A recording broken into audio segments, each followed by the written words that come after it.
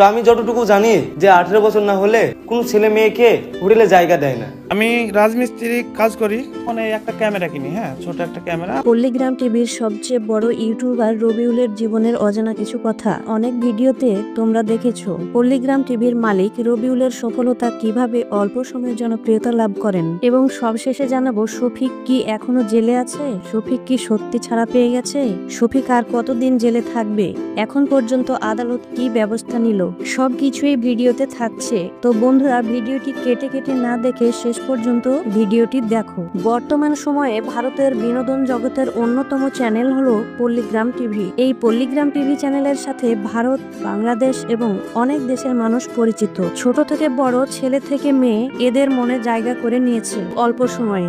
বন্ধুরা, রবিউল একজন খুব সাধারণ গরিব ঘরের ছেলে। রবিউল ওয়েস্ট বাংলা নদিয়া আজলামপুর একটি গ্রামে বসবাস করেন। জন্মের আগেই রবিউলের বাবা মারা যান। মা একজন বিড়ি বাঁধার কাজ করতেন, এমনকি সেলাই মেশিনে কাজ করে সংসার চালাতো। পরে রবিউল বড় হয়ে রাজমিস্ত্রি কাজের জন্য বাইরের দেশে যেতে হয়েছিল এবং পরে রবিউল অনেক ইউটিউবারের ভিডিও দেখে তার মাথায় চিন্তা ভাবনা আসে যে সে ভিডিও বানাবে এবং পরে রবিউল 2018 সালে পল্লীগ্রাম টিভি চ্যানেল খুলে এবং প্রথমে বড়দেরকে নিয়ে ভিডিও বানাতে শুরু করে। বড়দেরকে নিয়ে ভিডিও করে ভাইরাল হতে পারেনি এবং চ্যানেলকে গ্রো করতে পারেনি। পরবর্তীতে 2019 সালে লকডাউন শুরু হয়। কোনো কাজ ছিল না সেই সময়, স্কুল মাদ্রাসা বন্ধ।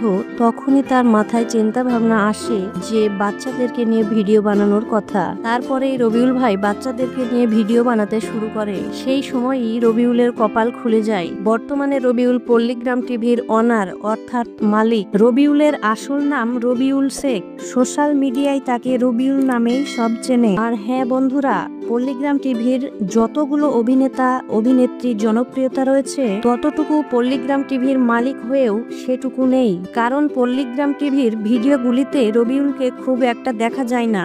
আর হ্যাঁ বন্ধুরা, পল্লীগ্রাম টিভির মালিক বর্তমানে দুইজন, রবিউল এবং হারুন। রবিউলের উচ্চতা প্রায় 6 ফিট, ওজন 70 কেজি। রবিউলের শিক্ষাগত যোগ্যতা বলতে গেলে রবিউল ভাই ফ্যামিলির অভাবের জন্য বেশি দূর পড়তে পারেনি।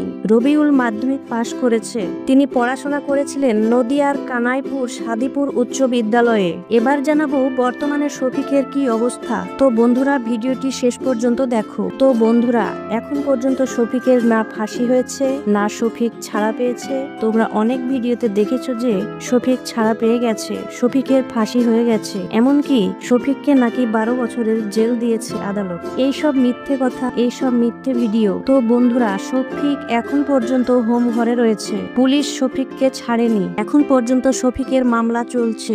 আদালত থেকে আইনি কোনো সিদ্ধান্ত দেয়নি। শফিক নাবালক অবস্থায় বিয়ে করার জন্য এটা বড় অপরাধ। তো বন্ধুরা, তোমরা একটু চিন্তা করে দেখো, কোনো নাবালক ছেলে মেয়ে বিয়ে করলে তাদের তো ফাঁসি কিংবা যাবজ্জীবন জেল হতে পারে না। তো বন্ধুরা, শফিকের উকিল জানিয়েছে অতি তাড়াতাড়ি শফিক নাকি ছাড়া পাবে এবং 5 তারিখে শফিককে ছাড়ার কথা ছিল, কিন্তু 5 তারিখে শফিককে ছাড়েনি আদালত। পরবর্তীতে শফিকের উকিল বলেছে নাকি 18 থেকে 20 তারিখের মধ্যে শফিকের ছাড়ার ডেট আছে। তারিখটা আমি স্পষ্ট নয়, তবে জানতে পারলে আমি তোমাদেরকে জানিয়ে দেব শফিক কবে ছাড়া পাবে। এইরকম আরো নতুন নতুন জানা অজানা ভিডিও পেতে চ্যানেলটি সাবস্ক্রাইব করে রাখো। সবাই ভালো থেকো, সুস্থ থেকো।